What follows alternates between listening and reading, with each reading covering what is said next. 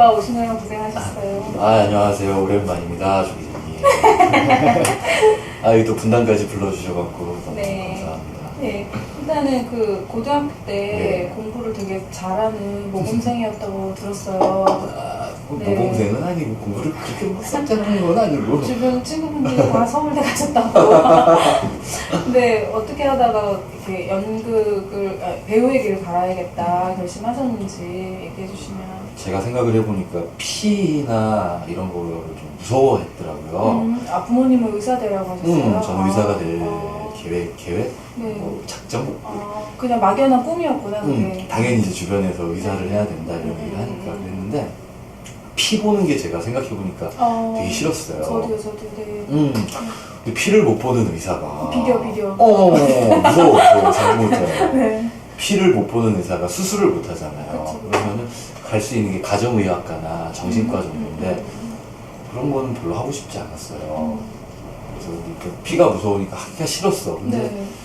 그때 이제 고등학교 때 우리 네. 학교에서 무슨 연극제 같은 거를 하나 조그맣게 한 게 있거든요. 네네. 그거를 했는데 안양고등학교에서 일주일 동안 이제 친구들하고 작업을 해가지고 만들었는데 이제 우리가 제일 좋은 결과를 얻고 오빠 주인공이셨어요? 뭐 주인공은 여러 명이었는데 제가 이제 대본 쓰고 막 연출하고 그렇게 하다 시작을 했는데 너무 재밌는 거예요. 이거였구나.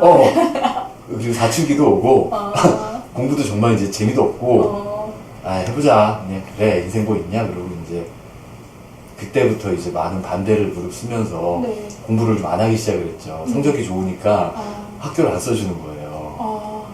연영과 안 써주는 거예요? 네, 이제 대학을 연극영화과에 간다고 하니까 그 학교에서는 좋은 학교 이렇게 막 플래카드 걸고 이런 게 또 학교 이름을 막 올리는 그런 게 되잖아요.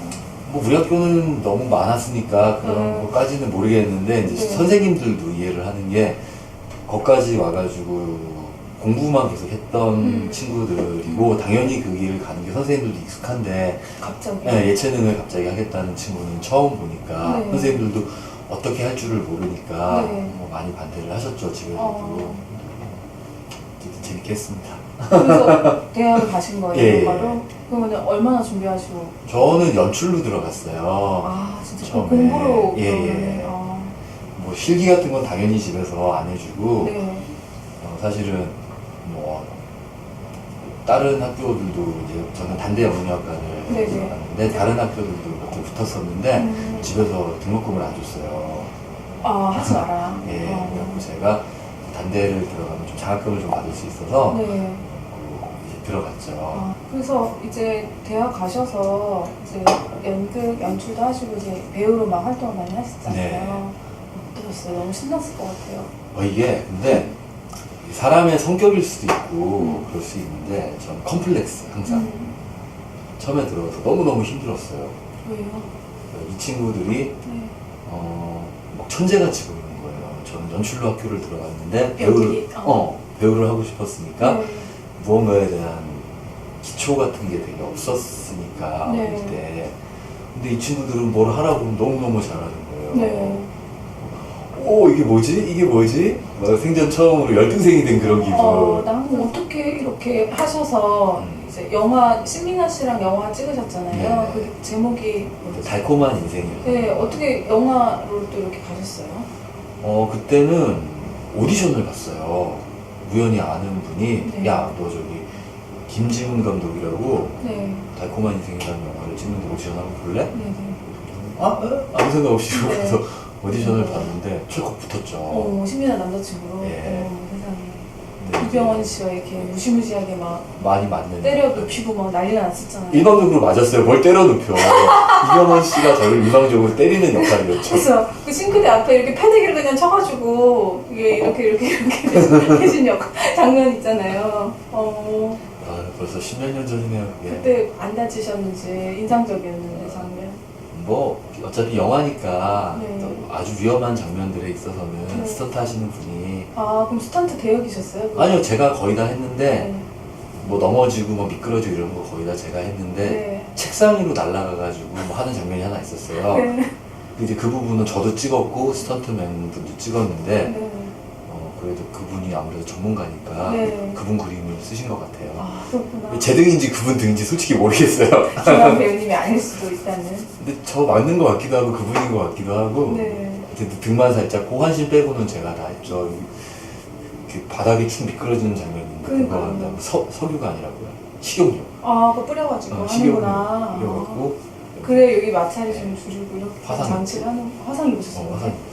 그때 이제 달콤한 인생도 하시고 네. 이게 작품 활동 되게 활발하게 하셨다고 들었어요. 네. 그때 얘기 좀 해주세요. 막 돈도 빵 벌고 그런 시절을 또 얘기해 주시자면. 그때 이제 방송 같은 경우 그때 이제 달콤한 인생, 뭐 어린 신부, 뭐 영화를 한 10여 편 정도 계속 찍었죠. 찍고 드라마도 안 쉬고 한 4, 5년을 계속 했는데 네. 이제 아까 말씀드렸던 거하고 좀 같은 맥락으로 제가 준비가 많이 된 상태에서 무엇인가를 한 게 아니라 운이 좋아서 오디션에 딱 어. 맞고 그랬구나. 그리고 그 당시에는 이제 그 시대에 원하는 이미지 내지는 얼굴이 있는 것 같아요. 맞아요. 네. 근데 이제 제가 아마 그 당시에 좀 원했던 이미지였던 것 같아요. 그래서 그 당시에는 이제 저의 뭐 어떠한 컨텐츠라기보다 실력이라기보다 이런 걸 판 게 아니라 저 이미지를 계속 팔았어요. 당시 트렌드에 맞게. 머리도 길고 어. 피부도 지금은 좀 까맣지만 뽀얗고 약간 신비주의? 신비주의? 지적인 느낌? 아니 뭐 그 당시에 샤방샤방한 느낌? 지금은 아니지만 네, 네. 뭐 그래서 그 당시에 저랑 비슷한 배우들이 되게 많았어요. 아. 이제 그 친구들도 거의 보면 뭐 이름도 없이 빛도 없이 다 사라진 경우들이 많이 있고 네. 그 당시에 이제 유행했던 스타일이 있었죠. 네. 그래서 이제 그 기류를 타고 좀 일도 많이 하고 뭐 그 당시 20대 때 보통 친구들이 벌었던 것보다는 좀 많이 돈도 벌고 네. 활동도 많이 했는데 흥청망청 좀 써보기도 하시고. 뭐 흥청 친구들 좋아하니까 술도 많이 먹고 네. 지금은 별로 안 먹지만 네. 놀기도 많이 놀고 친구들하고 네. 어쨌든 그때 20대 때 뭐 쇼핑도 많이 하고 네.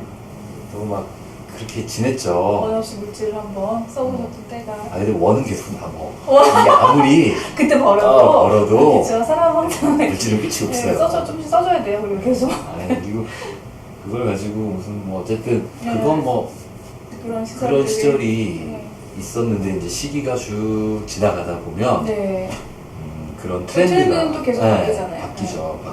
바뀌었을 때 알맹이가 없는 사람은 저처럼 그 당시에 저처럼 죽정이가 돼서 다 날아가더라고요. 그래가지고 이제 이러면 안 되겠다 네. 싶어가지고 조금 대학으로 연극 활동을 그다음 좀 많이 하셨던 것 같아서. 예. 네.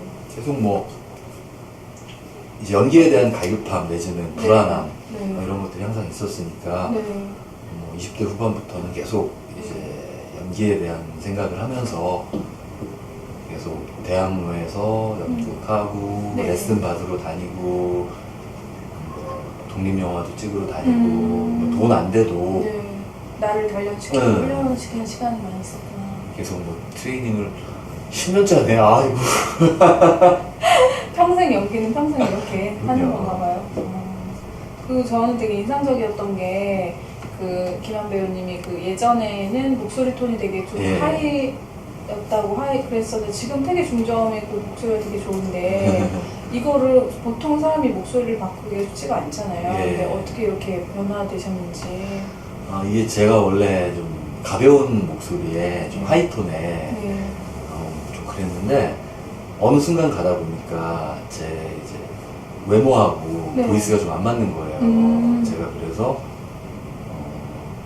이거를 이렇게 하면은 내가 나이를 먹어가면서 연기하기가 쉽지 않겠다 네. 이런 생각이 들어가지고 20대 후반부터 이제 계속 레슨도 받고 공부도 하러 다니고 워크숍도 듣고 계속 그랬었어요. 그래서 뭐 성악도 배워보고 판소리도 배워보고 결국에 뭐 성우들한테 레슨도 받아보고 다 하다가 저기 선생님을 만나가지고 한 10년? 7년? 6년 정도 지금 계속 트레이닝을 받고 있어요. 근데 그 은사님 성함이 엄기영 선생님이라고 네. 옛날에 그 MBC 그 앵커분이 아니라 누구세요? 우연히 또 보니까 네. 만나교회 지휘자님이시더라고요. 진짜요. 네. 2년입니다. 6, 7년을 이렇게 트레이닝을 했구나. 네, 그래서 좀 네, 그래서 처음 본 사람들은 원래 이렇게 좀 이렇게 중저음의 이런 목소리인 줄 아시는 분이 많을 것 같아요. 근데 쉽지 이제 않은 건데 이거 정말. 이거는 쉽지는 않은데 할 수는 있는 것 같아요. 네. 생각의 중심이 제가 진 거니까. 그렇죠. 근데 배우가 되고 싶은 뭐 친구분들이나 어린 친구분들은 그 목소리 때문에도 고민하는 친구들이 많을 것 같아서 네. 하면 되는군요. 그러니까 이제 무언가를 자꾸 그 꾸미려고 하는 순간 꾸미려고 하면은 좀 자연스럽지 않은 것들이 들어오거든요. 맞아요. 근데 이제 본인이 가지고 있는 게 세상에서 단 하나인 자연 상태거든요. 본인한테는. 그러니까 자기의 거를 가지고 있으면 자연은 미추가 없잖아요. 자연은 미추가 없네요. 아름답고 추함이 없잖아요. 소나무가 어떻게 생겼든지 간에 네. 아름다운 소나무와 미운 소나무가 어디 있어요? 소나무는 소나무니까. 예. 돌은 예쁜 돌과 미운 돌은 없잖아요. 그냥 돌로 그렇죠. 존재하는 거잖아요. 맞아요. 근데 이거를 사람이 깎고 막 분재를 만들면 예쁜 소나무도 나오고 이상한 소나무도 나오잖아요. 근데 우리가 우리를 분재로 만들 필요는 없는 것 같아요. 보이스도 그렇고 그냥 자기가 가진 거를 믿고 자기가 가진 게 아름답다는 생각을 하고 어떻게 하면 내가 하나님한테 받은 거를 최대한 사용할 수 있을까에 대한 고민을 하는 게 보이스에 있어서는 특히 1번인 것 같아요. 최근에 그 작품이 예. 빛의 제국이라고 또 예. 한국이랑 프랑스 합작 그 연극을 하셨더라고요. 네. 되게 경쟁률도 되게 높았던 것 같은데 어떻게 캐스팅 되셨는지. 이제 이번에 한 작품이 한 프랑스 수교 130주년 기념 빛의 제국 김영하 씨 소설을 베이스로 한 빛의 제국이라는 작품인데 대한민국 국립극단이랑 프랑스 오를레앙 국립연극센터랑 같이 협업을 해가지고 배우들은 제작가 배우들은 한국 스태프들은 프랑스. 예. 그래서 이제 5월에 프랑스 공연도 같이 가는 걸로 그렇게 했어요. 했는데 가고 싶네요. 이제 오를레앙입니다. 오를레앙. 파리에서 네. 빛의 제국 어디지? 이러면 안 돼요. 오를레앙이에요. 원래 네. 네, 어떤 역할을 맡으셨어요? 저는 그렇게 뭐 큰 역할은 아닌데 김기영이라는 주인공이 있어요. 간첩인데 그 사람의 이제 사무실에서 일을 하는 반전이 있는 인물. 책을 보시면 알아요. 위성곤이라고. 그래서 원래는 저는 항상 머리가 길었는데 그 연극 때문에 지금 머리 좀 짧게 잘랐어요. 멋있어요. 군대 이후로 처음 잘라갖고 너무 창피해갖고. 네. 근데 이거 작품 하시면서 네. 문소리 씨가 되게 이렇게 잘 이렇게 배우들과 잘 이렇게 어우러지면서 많이 이렇게 잘 하셨다고 들었거든요. 네. 얘기 좀 해주세요. 그 문소리라는 배우가 저는 처음에 이제 그 분의 연기를 본 게 박하사탕이라는 영화였어요. 네. 예, 거기서도 참 좋았는데 그 다음에 오아시스라는 영화에서 사실 좀 무서웠거든요. 너무 연기를 막 섬찟하게 잘하셨어요. 너무 잘하셔. 맞아. 근데 왠지 느낌상 저 여자는 되게 셀 것 같다. 셀것 같잖아요. 눈 딱 잡고 막 이러는 것 같고 막. 되게 셀 것 같고 네. 막 주변 힘들게 할 것 같다는 선입견이 사실은 여배우의 있었어요. 어떤 모습. 그리고 뭐 어쨌든 그 정도 스타가 되면 사실은 주변을 힘들게 하는 사람들이 많이 있으니까 네. 그래서 사실은 연극은 또 영화랑은 다르게 계속 팀워크가 중요하잖아요. 공동체 예. 작업이고. 그래서 사실 걱정을 했는데 너무 동네 누나 같은 거예요. 진짜요? 정말로 연습도 너무 한 번도 안 빠지고 그렇지 제일 바쁘실 텐데 정말 한 번도 안 빠지고 뭐 예를 들어 2시부터 연습이다 하면은 12시에 와서 몸 풀고 그리고 누나가 우리 도시락을 먹었는데 누나 어머님이 도시락을 그렇게 많이 싸갖고 우리한테 주셨어요. 진짜 맛있었어요. 어머님이 밤새 묵 써가지고 막 아 진짜? 어, 대박이다. 너무 음식도 맛있고 네.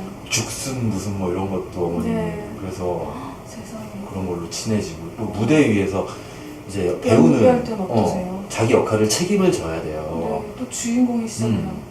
책임을 못 지면 아무리 주변 환경이 좋고 뭐 생활이 상품이 잘해도, 좋아도 배우는 연기를 잘해야 되잖아요. 힘들게 하는데 누나가 사실은 연극을 엄청 많이 하신 분은 아닌데도 이게 호흡이 너무 잘 맞고 태도가 너무 좋고 하니까 연습 과정에 그 충실하게 하니까 무대 위에서도 너무 좋은 거예요. 무대 위에서는 또 이 카리스마가 빵빵 나오네요. 여배우 토스. 무대를 제가- 약간 이렇게 공간을 점령해야 되잖아요. 네. 관객들 이렇게 있는데. 그 너무 기운이 어려울 것 있어요. 같아요. 딱 생겨서 그래서 제가 누나한테 저 회식하면서 했던 얘기가 사실 누나가 저 누나를 처음 봤을 때 이게 스타로서의 누나에 대한 선입견이 있었다. 근데 이 공연을 저희 또 솔직하게 얘기하는 스타일이니까. 올라가니까 그냥 연극 계속 나랑 같이 한 누나 같다. 그러니까 누나가 되게 좋아하시더라고요. 보고 싶네요, 저도. 소리 언니 보고 싶네요. 아, 좋더라고요. 최근에 그 시골 분교로 네. 이제 특강도 많이 다니신다고 들었는데 많이는 아니고. 그러면 가서는 뭐 아이들에게 어떤 얘기 좀 해주시는지. 이제 연기를 하고 싶은데 접근성에 대한 부분 때문에 우리나라는 좀 서울 수도권 집중이잖아요. 네. 그래서 지방에 있는 친구들은 사실은 어떤 거를 해야 될지 모르는 경우들이 많이 어떻게 있어서 배워야 될까. 예, 뭐 직능 교육에 관련된 특강이라고 해야 되나 뭐 그런 거를 몇 번 갔는데 많이는 아니에요. 몇 번 갔는데 굉장히 좀 많이 안타까웠어요. 일단 거리적인 부분에서 오는 문화적인 소외감 그리고 연기 학원도 별로 없을 것 같아요. 그 학원도 없고 그 친구들은 1년 뭐 몇 년에 한 번 연극을 보기도 힘들어요. 왜냐면은 연극이라는 것 자체가 약간 특수한 환경에 있는 대학로 내지는 어떠한 맞아. 극장에서 하잖아요. 시골에는 그런 게 많지 않기 때문에 네. 좀 많이 마음이 아팠어요. 제가 생각했을 때는 그런 기술적인 부분은 나이를 조금 먹어서도 얼마든지 바꿀 수 있거든요. 네. 근데 그 마인드와 철학은 어렸을 때 형성이 되면은 네. 잘 안 바뀌는 것 같아요. 그래서 정말 그 수밖에 없어요. 책 많이 읽고 네. 자연을 많이 즐기고 뭐 옛날에 강남 그쪽에서는 EQ 과외를 했다고 그러잖아요. 네. 그렇죠? 근데 시골에 있는 친구들이 오히려 감성 지수가 그런 과외 받은 친구들보다 훨씬 높고 그리고 우리는 생명에 대한 생각과 죽음에 대한 생각을 사실은 같이 하거든요. 특히 예술은 죽음과 생명에 대한 얘기를 많이 하는 그런 게 많이 있어요. 미와 추가 같이 가고 생과 사가 같이 가는데 우리 도시에 사는 사람들은 대부분 죽음에 대해서는 접할 기회가 없어요. 거의 삶에 대한 그것도 어떠한 포장된 삶, 원천에 대한 삶이 아니에요. 맞아요. 우리가 평생 지나가다가 도시에 살면서 멍멍이가 죽고 고양이가 죽고 이런 거 평생 몇 번이나 보겠어요. 근데 시골에서는 생과 사가 같이 있다는 거와 아름다움과 추함은 같이 있다는 거를 인식을 하고 그게 철학의 기초가 될 수 있거든요. 네. 그래서 저는 오히려 배우하는 친구들은 그 나이 때 무언가를 자꾸 하려고 하지 말고 있는 그대로를 자꾸 보고 햇빛을 보면서 좀 여유 있게 아, 저 햇빛은 대체 어디서 왔을까? 아, 이 바람은 대체 어떠한 의미가 있을까? 일본에 얼마 전에 아니면 작년에 일본에 갔더니 네. 그때 가을쯤이었어요. 바람이 쓱 부는데 일본 친구가 바람에서 가을 냄새가 나네 딱 그 말을 하는데 뭔가 좀 약간 제가 나는 평생 살면서 바람의 냄새를 맡은 적이 있었던가 그런 생각이 들더라고요. 마지막 인사나 뭐 어떤 얘기 해주시고 마무리 해주시면. 네, 안녕하십니까. 저는 배우 김한입니다. 오늘 이렇게 또 좋은 자리에 와서 이렇게 인사드릴 수 있어서 되게 감사합니다. 2016년 좋은 일만 가득하세요. 감사합니다.